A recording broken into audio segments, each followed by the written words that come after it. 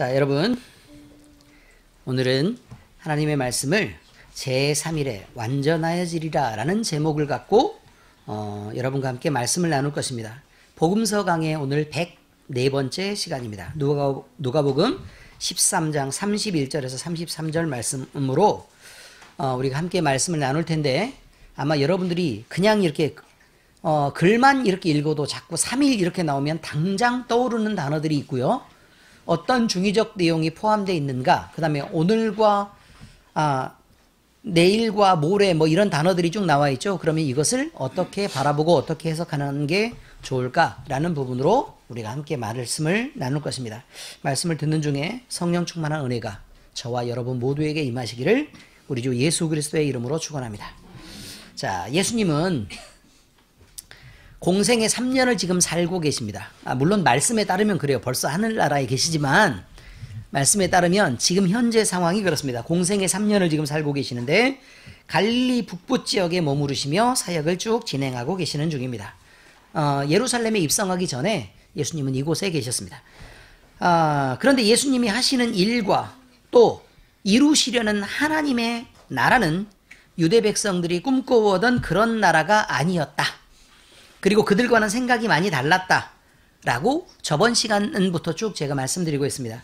그런데 당시 힘을 가지고 있었던 기득권층과는, 그래서 기득권층은 예수님의 어떤 그 일종의 개혁적 성향이겠죠. 왜냐하면 지금 있는 힘을 갖고 있는 세력들과는 생각이 달랐다라고 얘기하니까 개혁적 성향을 갖고 계셨는데, 그것을 용납하기에는 그러면 자기들이 갖고 있는 것들을 몽땅 뺏긴다고 이렇게 느끼는 거예요.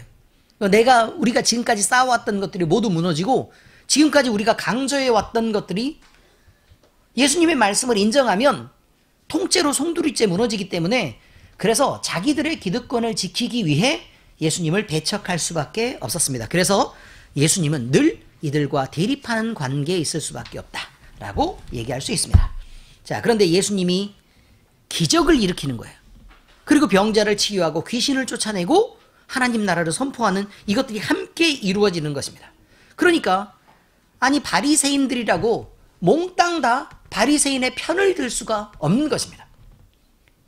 그래서 예수님이 선포하시는 복음의 말씀도 듣고 그 기적의 현장 속에 뭐 자기들이 치료받은 사람들도 있고 치료받은 걸 너무 가까이에서 본 바리새인들도 충분히 있었기 때문에 이들은요, 바리새인의 전체 무리가 모두 다 한 뜻이 되어서 예수님을 모두가 다 배척했다라고 보기에는 어렵습니다. 어떤 무리들은 예수님을 적극적으로 배척했던 무리가 있고, 아주 싫어해서 적극적으로 배척했던 무리들이 있고, 둘째, 뭐 좋은 선생님이고 훌륭한 가르침이라고 생각했지만 그러나 자기들의 기득권을 지키기 위해 어쩔 수 없이 미워하고 배척했던 무리들이 있고, 또 너무 좋은 가르침과 그 기적의 현장을 보고 부인할 수 없지만 사람들의 눈치를 보고 배척했던 무리들이 있고, 그러니까 대부분 다 배척을 했다는 얘기예요. 그리고 배척하는 것처럼 했지만 예수님의 말씀을 마음속에서 곰곰하게 생각해서 적극적으로 배척하는 무리에 가담할 수 없었던 무리들도 있을 것이라, 그런 말입니다. 누구나 다 같지는 않으니까 그냥 그렇단 말입니다. 자, 그래서 대제사장과 서기관과 바리새인들의 이 무리들이 모두 하나가 되어 움직이는 것처럼 보였지만 사실은 그렇지 않을 수도 있다. 교회 안에서요, 마찬가지입니다. 우리가 하나님의 말씀을 되게 잘 따른다고 여러분은 믿을지도 모릅니다. 잘 따른다고 믿고 적어도 하나님 말씀에 나는 순종하려고 되게 많이 노력하고 있어 라고 여러분들은 생각할지도 모르겠습니다. 그러나 목사님께 그런데 제가 볼 때는요, 왜 우리가 이렇게 더디게 변해갈까? 그리고 왜 자꾸 지적을 받아야 될까? 늘 칭찬을 받으면 좋잖아요, 그죠? 늘 왜 이렇게 지적을 받아야 될까? 이런 것들은 그럼 내가 성경 말씀대로 순종을 하고 있다고는 하지만 그게 잘 안 되고 있는 것에 대한 결과잖아요, 그죠? 네, 그런 결과들인데, 이 결과들과 내가 믿고 있는 나의 어떤 신앙적인 열심 말이에요. 그러니까 내 상태 말고 신앙적인 마음의 자세나 내 열심들을 이렇게 두 개를 놓고 보면 너무 이게 거리가 생기는 거예요. 그럼 그때는 내가 적어도 굉장히 많이 착각하고 있는 상태다. 내가 판단을 잘못하고 있는 상태다라는 것을 여러분들이 알 수 있는 것입니다. 금요 예배 때 제가 신앙상담을 했죠. 신앙상담을 했는데 그때 주제가 예수님을 마음의 중심으로 사랑하지 않아서 그런 상태에 있을 때 내가 할 수 있는 일들이 무엇이 있을까? 그리고 나서 그것으로 상담을 쭉 해드렸던 거 기억하시죠? 네. 여러분들이 스스로 돌아봐서 지금 현재 상태와 내 마음의 열심을 가지려고 하는 마음과 그 다음에 내 현재의 상태가 거리가 있다고 생각하시는 분들은 어쨌든 우리 간사님들과 얘기해도 좋고 그 다음에 저랑 상담을 하셔도 좋고 우리 간사님들은 워낙 훌륭하시니까요 다들. 갑자기 세 명이 고개가 뚝 떨어지는데 신앙도 훌륭하고 하나님 앞에 바로 서려고 굉장히 노력하는 우리 간사님들이니까 여러분들이 그렇게 상담을 하셔도 좋고 또 늘 부족한 저랑 정확한 대답을 못 해줄지 몰라도 그렇게 상담을 하시면 아는 만큼 그렇게 상담을 해드리겠습니다. 아시겠죠?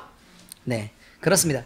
어쨌든 예수님은 공생의 기간 동안을 쭉 다 이렇게 사시면서 자기의 할 일들을 다 하시겠다고 이들에게 말씀하고 계시는 것입니다. 예수님은 자신이 돌아가실 것과 부활할 것을 암시하여 말씀하고 계셨던 과거가 있고 이제는 점점 그것을 구체적으로 드러내가는 과정에 지금 있다라고 말할 수 있습니다.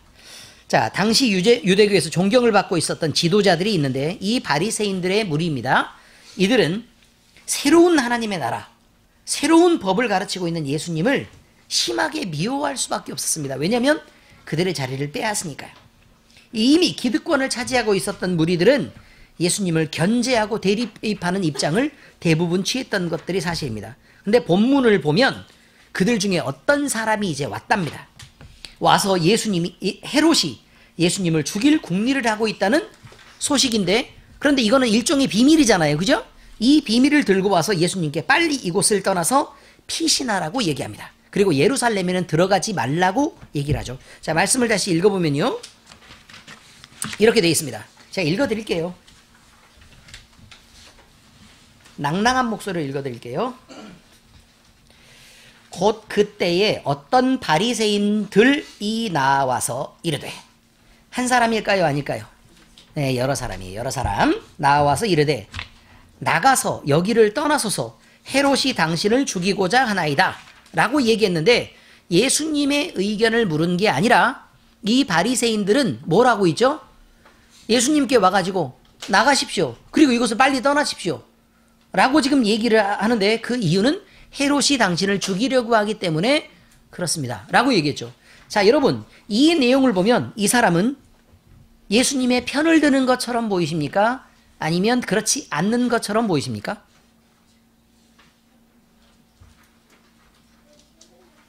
어쨌든 이르시되 예수님이 말씀하셨다 이 말이죠. 이르시되 너희는 가서 저 여우에게 이르되 오늘과 내일은 내가 귀신을 쫓아내며 병을 고치다가 제3일에는 완전하여지리라 하라. 그러나 오늘과 내일과 모레는 내가 갈 길을 가야 하리니 선지자가 예루살렘 밖에서는 죽는 법이 없느니라. 자, 이렇게 말씀을 하셨다 그 말이에요. 자, 그러면 제가 드린 질문이에요. 이 사람은 어느 편일까요? 라는 질문에 대해서 자, 그 이야기를 들은 예수님의 반응은 냉담하기 이를 데 없습니다. 그들이 무슨 얘기를 하든 상관이 없죠. 예수님의 반응이 이처럼 냉담했던 것을 곰곰이 생각해보면 여러 가지 원인이 있을 수 있다라고 우리는 생각할 수 있죠. 성경을 읽을 때 뭐 이런 감정들도 여러분들이 생각해야 된다는 거예요. 첫 번째로 바리새인들이 선하지 않은 의도로 예루살렘에 예수님이 들어오지 못하도록 막으려고 이들 무리들이 작당해서 예수님께 이런 정보를 흘리지 않았을까라고 생각해 볼 수 있습니다. 예수님은 그것을 아시고 이렇게 저 여우에게 가서 이런 얘기를 전해라 라고 말할 수 있다 그런 말이죠. 이유야 어쨌든 이렇게 얘기할 수도 있고 그 다음에 두 번째로는요. 대부분의 바리새인들이 예수님을 대적하고 비판하는 쪽에 있었고 예수님을 위협하는 사람들과 같은 생각들을 갖고 움직였지만 예수님을 참 선지자로 여기는 어떤 바리새인들 중에 일부는 예수님의 안위가 걱정돼서 이런 정보를 예수님께 알려주고 예수님의 피해를 당하는 걸 막으려고 했을 것이다 라고도 생각해 볼 수 있습니다. 여러분, 한쪽은 예수님의 편을 드는 거고 한쪽은 예수님과 완전히 적대적인 위치에서 모사를 꾸미고 있는 것처럼 보여지는데 이후에 어떻든 간에, 그러니까 어느 쪽으로 속해 있든 간에 예수님은 이들에 대해서는 전혀 언급이 없이 예루살렘으로 들어가야 되겠다라고 예루살렘으로 들어가는 것을 주저하지 않으십니다. 왜냐하면 예루살렘은 자기 자신이 공생애를 마쳐야 하는 3년의 끝이 있었고 예루살렘의 끝이 있었다 그 말이에요. 그 끝에는 하나님의 섭리와 하나님이 가지실 수 있는 최고의 사랑과 하나님이 가질 수 있는 사람에게 베풀 수 있는 최고의 양보가 완전한 열매가 되어 나타나는 십자가의 죽음이 그곳에 있었기 때문에 그렇습니다. 예수님이 기도하실 때 여러분 아시죠? 뭐라고 기도를 하셨어요? 하나님, 할 수만 있다면 이 잔을 내게서 옮겨주십시오. 그러나 내 뜻대로 마시고 하나님의 뜻대로 해달라고 기도하십니다. 자, 그러면 예수님은요, 하나님의 의지와 계획과 달랐을까요? 아니면 그렇지 않았을까요? 자, 예수님은 십자가를 지시는 것에 대해서 싫어했을까요? 좋아했을까요? 하나님은 예수님이 십자가에 매달리시는 것을 좋아했을까요? 싫어했을까요? 하나님은 싫어하고 예수님을 좋아했겠죠. 라고 얘기를 하시는데 하나님의 생각과 예수님의 생각은 전혀 다르지 않다. 네. 아시죠? 의지와 계획과 감정과 뜻에서 동일하시다. 이게 삼위일체의 하나님입니다. 자, 다시 질문할게요. 하나님과 예수님은 십자가의 죽음을 기뻐하셨을까요? 아니면 그렇지 않았을까요? 하나님은 그 일을 기뻐하셨어요. 그리고 하나님의 의지와 계획은 예수님을 십자가에 매달려서 죽게 하시는 것이었어요. 그런데 그렇게 매달리시는 것을 기뻐하시는데 그 기뻐하시는 일을 하시는 중에 과연 하나님의 감정은 힘들었을까요? 그렇지 않았을까요? 굉장히 많이 힘들었음에도 불구하고 그렇게 하시기를 기뻐하셨다는 것입니다. 여러분은 기뻐하고 즐거워하는 일만 여러분은 하려고 하지만 하나님은 고통과 그 힘든 것들을 감내하고 감수하면서도 우리를 살리시는 것을 기뻐하셨다는 얘기입니다. 예수님은 그 감정들을 드러내시기도 하셨고 그 다음에 하나님의 의지와 뜻에 순종하기도 하셨습니다. 이번 주에 묵상 주제가 뭐라고요? 순종입니다. 순종의 뜻이 뭐라고 얘기했죠? 내 의지에서는 그것을 인정할 수 없을 만큼 거슬리는 것이지만 그러나 내 감정으로 기쁘게 따르는 일, 이것을 뭐라고 얘기한다고요? 순종이라고 얘기한다니까요. 여러분이 즐거워하는 일만 할 수 없습니다. 여러분이 기뻐하는 일만 할 수 없는 것입니다. 예수님이 보여주신 순종의 모범들을 잘 기억하시기 바랍니다. 여러분은 여러분의 생각에서 옳지 않으면, 생각에서 받아들이지 않으면 무조건 버티고 저항하는데 그것은 여러분에게 순종이 없는 것을 말하고 있는 것입니다. 그저 내 감정이, 내 생각이 거기에 미쳐야만 여러분의 행동이 움직인다면 그것은 여러분이 순종하고 있는 것이 아닙니다. 그냥 여러분 생각대로 움직이는 것입니다. 순종이란 여러분의 의지에서 거슬려도 여러분이 여러분 자신을 꺾고 감정적으로 이 일을 기뻐하는 것을 말합니다. 그래서 그 다음 구절에 그거 있죠. 그런 걸 생각해 볼 수 있죠. 순종이 제사보다 낫고, 다시 말해서 하나님의 말씀을 행동하는 것이 그저 이 자리에 앉아서 거룩한 척 예배하는 것보다 훨씬 낫다고 얘기하는 것입니다. 하나님의 말씀 듣는 것이 수양의 기름보다 나으니라. 태워드리는 것이 무슨 의미가 있습니까? 수양을 죽여서 드리는 것이. 우리가 움직이지 않는데. 말씀을 듣고 그 말씀에 따라서 기쁘게 여러분이 움직일 수 있어야 합니다.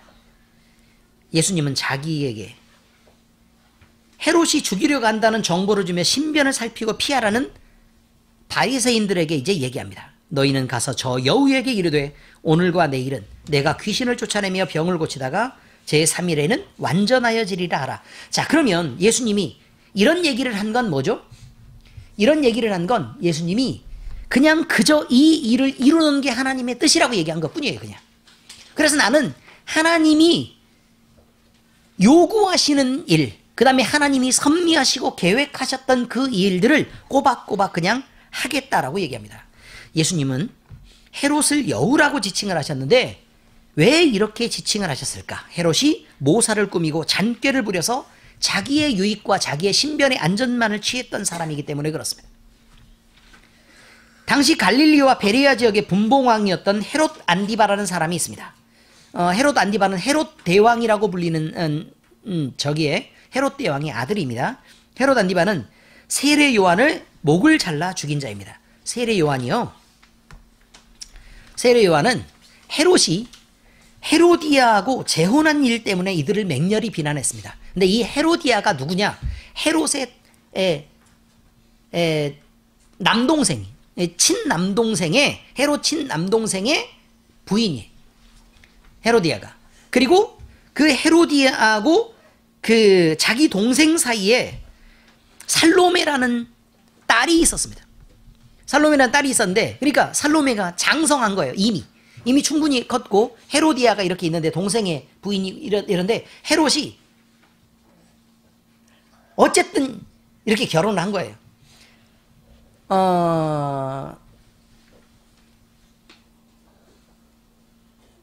세례 요한이 이것은 도리에 어긋나고 원리에 어긋나는 일입니다. 절대 그렇게 해서는 안 됩니다. 라고 자꾸 얘기를 하는데 세례 요한 자체가 이스라엘 백성들 사이에서 너무 영향력이 크다 보니 이스라엘 백성들이 이 모든 것들을 다 마치 매스컴에서 가장 중요한 뉴스에서 계속 떠드는 것처럼 느끼는 거예요. 그래서 매우 불편하게 생각하고 세례 요한을 잡아다가 옥에다 가뒀습니다. 그리고 살로메의 생일 때 춤을 추는 모습을 보고 네 소원은 뭐든지 얘기하면 내가 들어주겠다. 그래서 살로메는 헤로디아에게 가서 내가 무엇을 구하는 게 좋겠습니까? 그랬더니 세례 요한의 목을 갖다 달라고 얘기해라. 그래서 목을 쳐서 머리를 갖다 달라고 얘기해라. 그래서 세례 요한이 참수를 당하게 되는 것입니다. 자, 세례 요한이 죽은 이후에요. 헤롯은 히브리인들이 세례 요한을 죽였는데도 온 백성들이 따르는 분이 있다는 걸 알게 된 거예요. 그가 누구였겠어요? 예수님이죠. 예수님을 따른다는 걸 알게 돼서 저 사람이 과연 누군가? 그래서 예수님에 대해서 굉장히 궁금하기도 하고 그때는 적의가 없었죠. 왜냐하면 예수님은 헤롯을 지적하지 않았으니까요. 그래서 오히려 그 마음이 예수님의 편에 사실은 속해 있었습니다. 그래서 만나고 싶어 했죠. 그런데 예수님이 바리새인들의 집중적인 견제를 받자, 바리새인은 그때 당시에 기득권층이라고 얘기했죠. 집중적인 견제를 받자 이들의 여론의 힘을 의식한 나머지 마음을 갑자기 바꿔서 그들 편에 서가지고 나중에는 예수님을 잡아 죽일 궁리를 하고 있다는 것입니다. 예수님은 그를 가리켜 여우라고 말씀하셨던 것은 그의 이런 성품들을 지적하고 있었던 것입니다. 예수님이 헤롯에게 전하는 말씀은 두 가지였습니다. 첫 번째, 예수님은 오늘과 내일 귀신을 쫓아내고 병을 고치시겠다. 이렇게 말씀하셨던 것을 전하라 이 말입니다.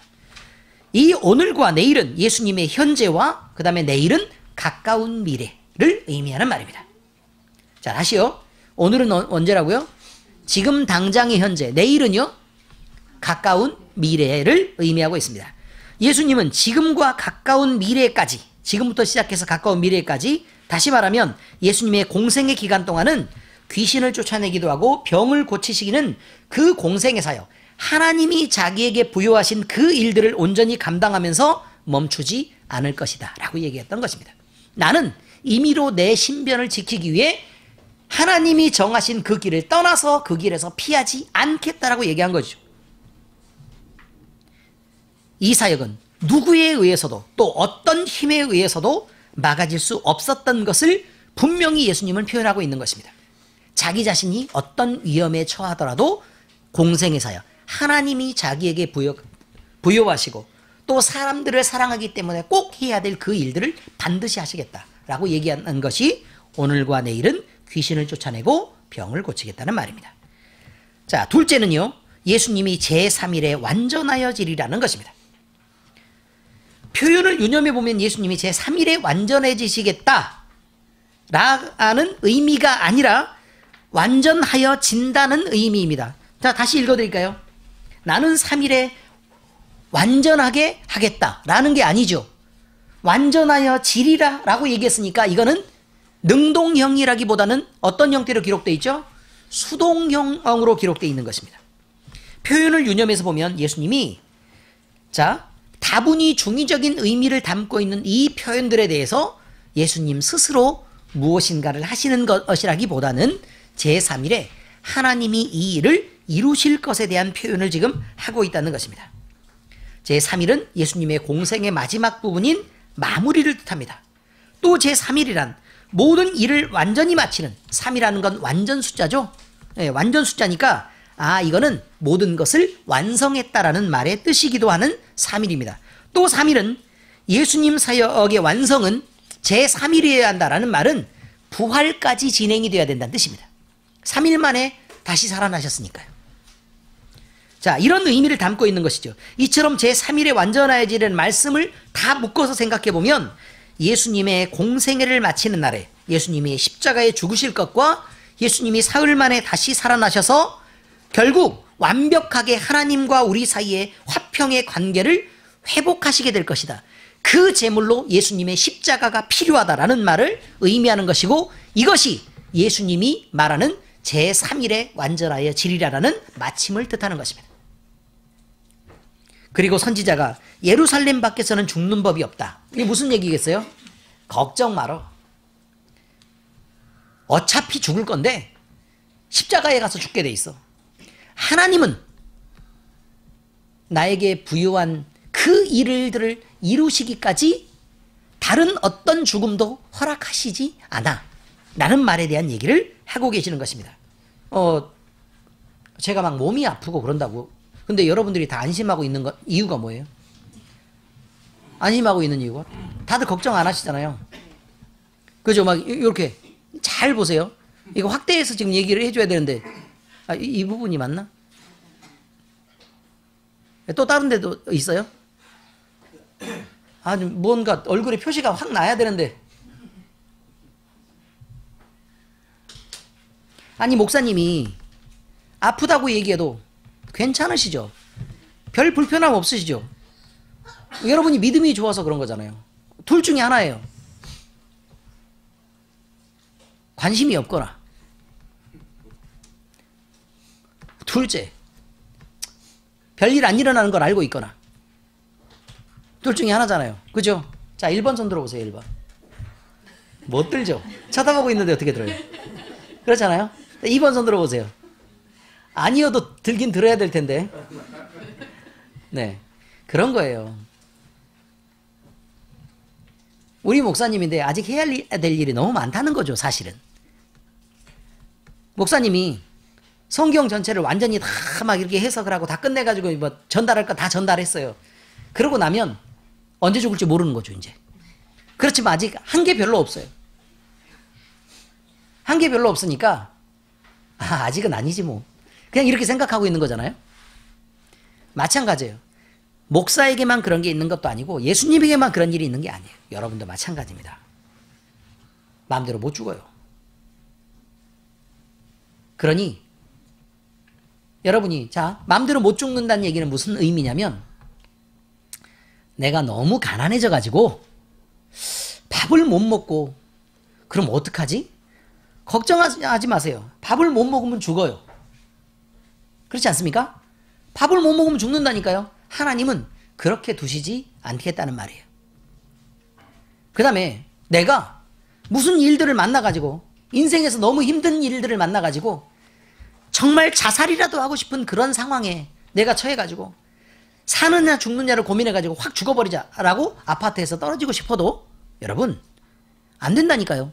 그렇게 되기 전에 하나님이 손대실 거라고요.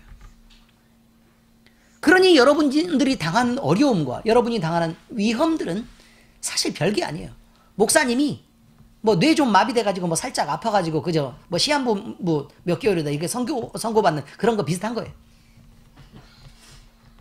아무것도 아닌 거죠.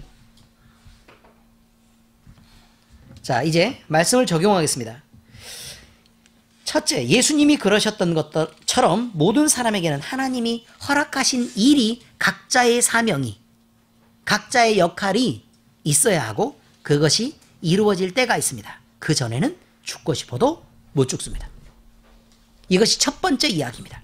사람은 누구나 살아가다 보면 슬픈 일을 만나고 실망한 일을 만나고 또 아무리 노력해도 열매도 없고 그 다음에 그를 그렇게 신뢰하고 그를 그렇게 믿었건만 배신당하는 힘든 때를 만나기도 하고 반면 성공하기도 하고 그 즐거움을 누리기도 하고 또 거둬들이기도 하고 마음껏 내가 사랑받고 싶은 사람과 사랑하기도 하고 또 내가 기쁘고 행복한 일들을 하면서 즐거움을 누리는 그런 행복한 때를 경험하기도 하는 것입니다.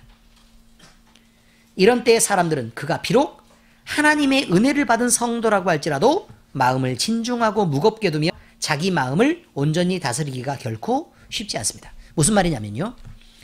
사람이 가지는 여러 가지 감정들이 있단 말이에요. 근데 그 감정이 막 극단으로 이렇게 가는 거예요. 처절한 슬픔을 만났을 때 마음을 다스리는 성도가 흔하지 않다. 세상에 없는 실망감을 느꼈을 때 마음을 다스리는 성도가 많지 않다. 아무리 노력해도 아무것도 얻어지지 않는 세상에서 여러분들이 오랜 기간을 버텨야 된다면 마음을 다스리는 성도가 많지 않다. 그렇게 믿었던 사람에게 완벽하게 배신당해서 쫄딱 망하면 마음을 다스리는 성도가 많지 않다. 인정하십니까? 반면 여러분이 성공에 취해 있을 때 마음을 다스리는 성도가 많지 않다. 또 여러분들이 많은 것을 거둬들여서 부유하게 됐을 때 마음을 다스리는 성도가 많지 않다. 여러분이 사랑에 빠졌을 때 마음을 다스리는 성도가 많지 않다. 아멘? 여러분이 마음껏 즐거워할 때 마음을 다스리는 성도가 많지 않다. 여러분이 세상 일로 너무 행복할 때 마음을 다스리는 성도가 많지 않다. 마음을 진중하게 두고 무겁게 두며 자기의 마음을 온전히 다스리는 사람이 흔하지 않다는 얘기입니다. 그런데 이 모든 것은 각 사람에게 하나님이 허락하시는 때가 있다는 것도 여러분이 기억해야 합니다. 하나님이 여러분에게 이런 모든 상황들을 주신단 말입니다. 그리고 그 모든 때는 하나님이 하나님의 스케줄 따라 진행하는 것처럼 보이지만 나와 무관하게 진행되는 것이 아닙니다. 내 상태와 아주 밀접한 연관이 있습니다. 하나님은 우리가 하나님을 향한 선한 마음을 품고 하나님을 바라볼 때 우리에게 은혜를 주시며 하나님을 알만한 것들도 보여주셔서 하나님을 발견하게 해주십니다. 그런데 우리 각 사람이 마음에서 하나님을 외면하는 때에는 질병도 주시고 실패도 주시고 좌절과 같은 고난을 허락해 주시기도 하고 반면 더 따뜻한 것으로 우리가 실수했는데도 불구하고 다독거리면서 위로해 주시기도 한다는 말입니다. 그래서 우리를 회복할 기회를 주시고 우리에게 자 어서 돌아와라 라고 요구하고 계시는 것이죠. 우리의 신앙이 어릴 때는 어린아이를 다루는 것처럼 우리를 가르치십니다. 그러나 어린아이의 틀을 벗고 어린이가 되고 학생이 됐을 때는요, 다독거리는 것보다는 혼낼 때가 많은 것도 알아야 합니다. 우리의 신앙이 하나님을 알고 믿어야 하는 수준에서 성숙해야 되는 때가 되면 우리를 튼튼하게 자라게 하시려고 때로는 외면도 하시고 견디기 힘든 시련도 주시고 그리고 시험도 허락하시는 것입니다. 단어를 잘 알아야 합니다. 시험도 허락하시는 것입니다. 시험을 주시는 것이 아니고. 우리는 이런 하나님의 원리가 하나님 당신의 창조물인 자연 속에 녹아있는 것을 보고도 쉽게 이해할 수 있으니까 저를 잘 보시고 이제 생각을 한번 해보시기 바랍니다. 어린 식물은 예를 들어 씨앗이 막 나는 거예요. 그러면 주로 온상에서 이렇게 키웁니다. 어린아이들을 이렇게 잘 감싸가지고 이렇게 베베 이렇게 아시죠? 이렇게 키우는 거랑 같습니다.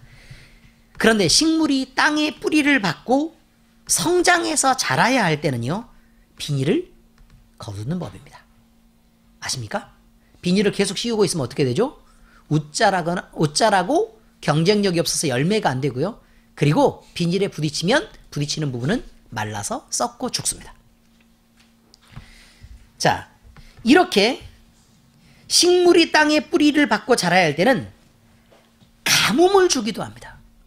그런데 이 가뭄이란 목마름은 잔 뿌리를 더 많이 생기게 합니다. 그래서요, 더 강하게 땅에 뿌리 받게 하고 그 다음에 어려움을 견딜 수 있도록 만들어주는 것입니다. 여러분은 이 사실을 충분히 알고 있을 것입니다. 아멘? 또 있습니다. 식물에게 바람이 붑니다. 거센 바람이 불면 잔 나무 가지가, 내 나무 가지가요, 꺾여서 부러지는 때도 있는 것입니다. 많은 잎들은 광합성을 하려고 만들어놨는데 그 잎들이 막 흩날리고 부딪히면서 떨어져야 할 때가 있는 거고요. 그 다음에 나무가 통째로 뿌리가 막 이렇게 흔들려서 위험에 빠지기도 합니다. 근데 그 바람을 버텨내려고 힘을 써야 하는 고통을 그 식물은 겪어야 하지만 식물에게 바람이 불지 않고 공기의 소통이 되지 않는다면 그 식물은 쉽게 병이 들고 곧 썩어버려서 식물 전체가 어려움을 견디지 못하고 곧 죽어버릴 수도 있는 것입니다. 여러분, 베란다에 식물을 키워보셨습니까? 그럼 창문을 닫아놓으면 어떻게 되죠? 창문을 닫아놓으면 엄청 잘 크나요? 왜 자꾸 창문을 열어주죠? 햇빛 잘 드는데? 공기가 순환이 돼야 되기 때문에 그래요. 바람이 불고 흔들리지 않으면 죽어요.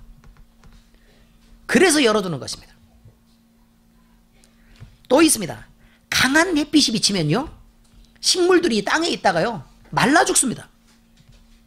그런데 이 강한 햇빛은 식물이 먹고 자라야 되는 필수적인 양분인 포도당, 녹말을 만드는 에너지원이기도 합니다. 이렇게 많은 시련과 고난을 견뎌낸 후에라야 결국 식물은 건강하게 잘 자라서 곡식을 맺고 열매를 내는 것입니다. 이해가 잘 되십니까? 뭐 김포는 시골이니까 이런 예를 들어야 이해를 잘한다는 사실에 대해서 제가 비통한 마음을 금할 수 없습니다.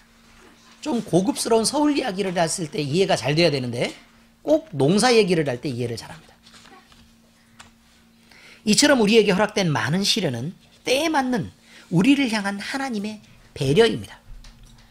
뿌리를 튼튼하게 하려면 바람이 불고 흔들어야 된다는 뜻입니다. 그리고 가뭄이 있어야 된다는 뜻이에요. 하나님이 그것을 주지 않으면 작은 뿌리가 큰 나무를 만들어낼 수가 없는 것이기 때문에 그렇단 말입니다. 성경은 이 시대에 대해서도 자다가 깰 때가 있다고 말하고 어둠의 일을 벗어야 할 때가 있다고 얘기하고 그리스도로 옷 입고 정욕을 벗어야 할 때가 되었다고 말씀하십니다. 하나님이 주신 이 때를 따라 우리 모두는 우리 자신 안에 경건을 회복하는 것, 거룩함에 이르는 성숙을 만들어야 합니다. 우리에게 시련이 있고 어려움이 있고 또 우리가 때로 우리 자신이 무너질 만큼 고통스러운 일을 만난다고 해도 결국 그것은 우리에게 온전한 열매를 맺게 하는 것입니다.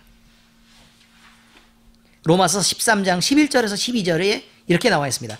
또한 너희가 이 시기를 알거니와, 때가 있다는 말이죠. 자다가 깰 때가 벌써 되었으니 이는 이제 우리의 구원이 처음 믿을 때보다 가까웠습니다. 밤이 깊고 낮이 가까웠으니 그러므로 우리가 어둠의 일을 벗고 빛의 갑옷을 입자. 입자. 이 말입니다. 자, 이제 둘째입니다. 하나님이 각 사람에게 부여하신 사명은 멈춰질 수 없고 힘과 성실을 다해 이루어가야 된 우리의 몫입니다. 그 몫을 잊어서는 안 됩니다.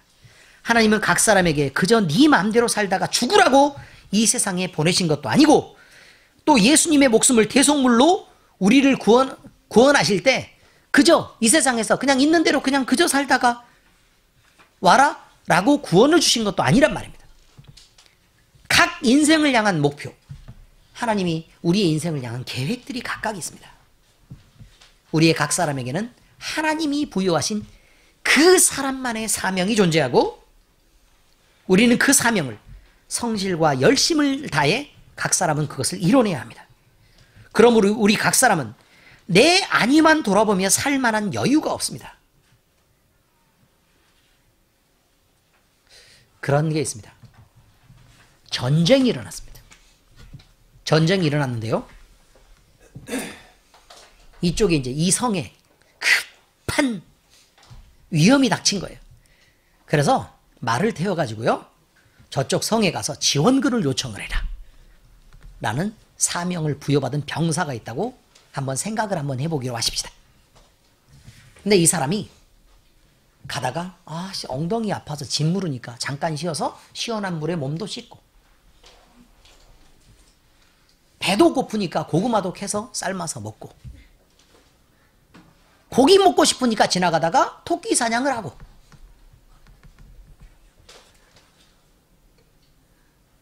의미를 이해하십니까? 갑자기 탄수화물이 땡겨서 남의 밭에 있는 곡식을 주워다가 디딜방아를 만들어서 방아를 찧어서 가루를 만들고 화덕을 만들어서 빵을 굽고 맛있게 먹고 거기까지 천천히 도착하면 이미 그 성은 멸망하고 없는 것입니다.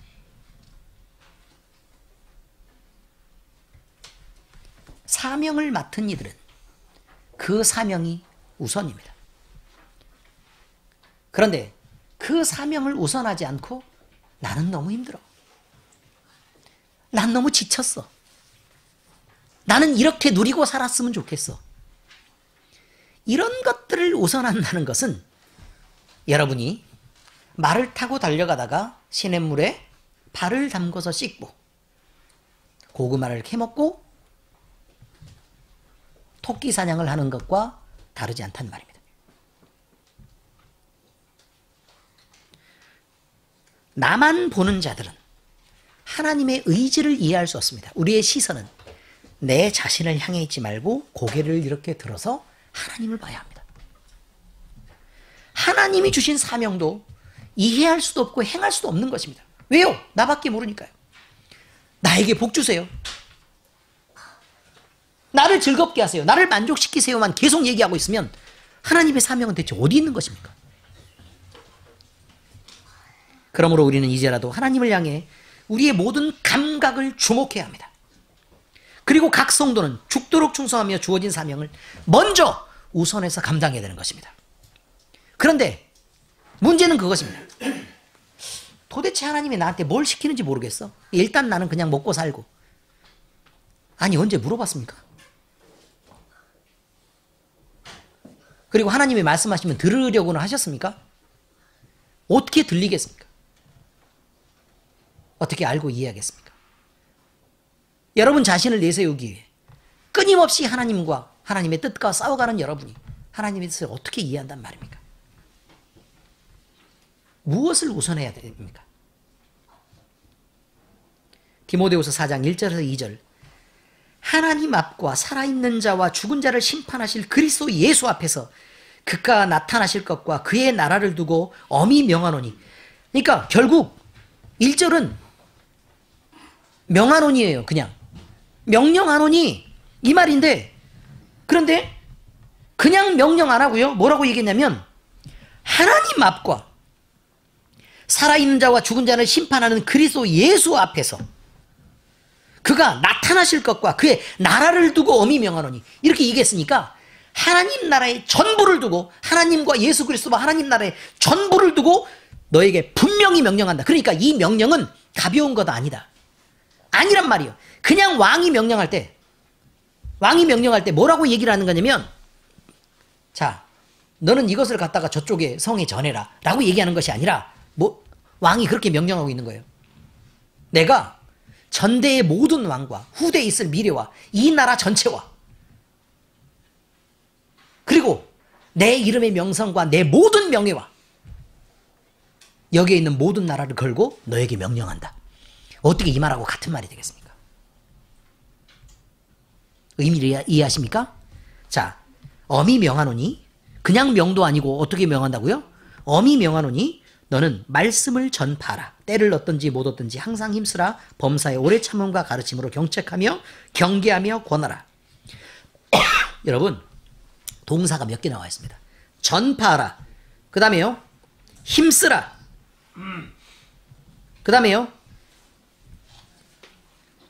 경책하며 경계하며 권하라. 이것입니다. 경책하라, 경계하라, 권하라. 아시겠습니까? 무엇을요? 목적어는 딱 하나죠. 말씀을요. 하나님의 말씀을. 그러니 여러분이 부지런히 배우셔야 될 거는 여러분 열심히 배워야 합니다. 왜요?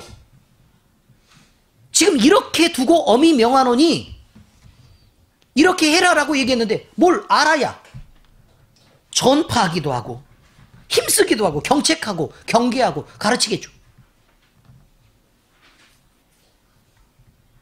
가르치라 그랬더니 전 못해요. 이게 무슨 말이죠?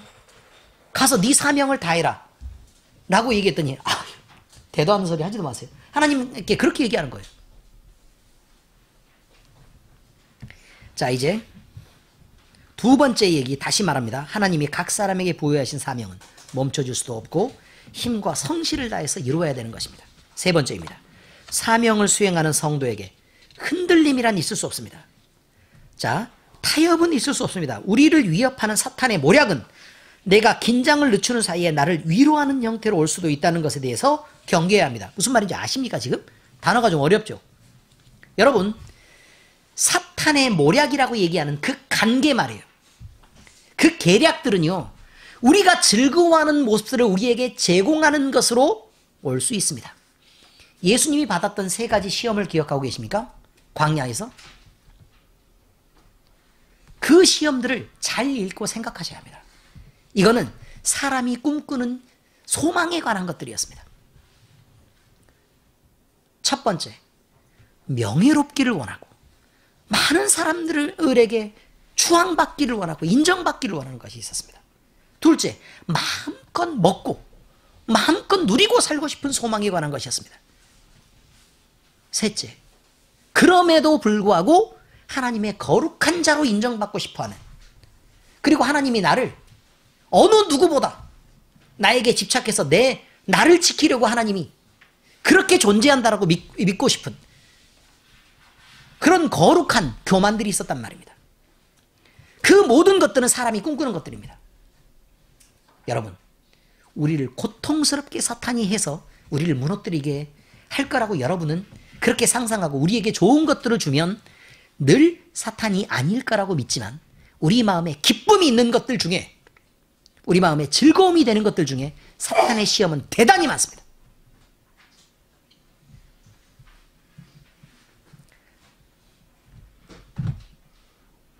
제가 어떤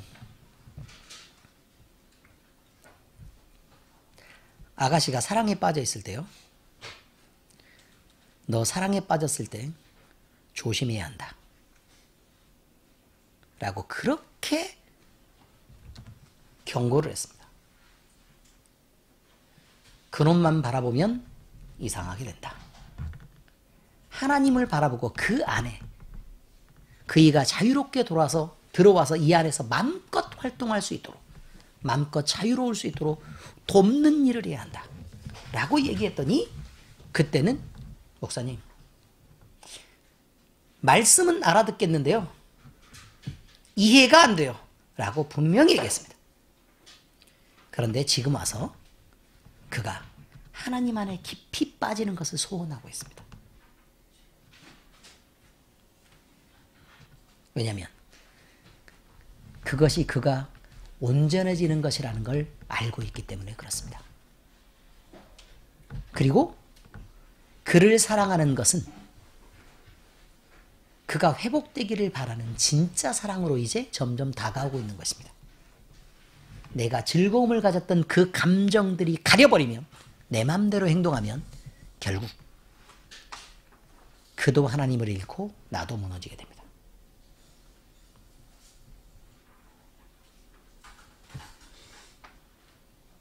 마음을 그리스도 예수님을 깊게 신뢰하는 것에 고정하시기 바랍니다. 그리고 결코 흔들리지 마시길 바랍니다.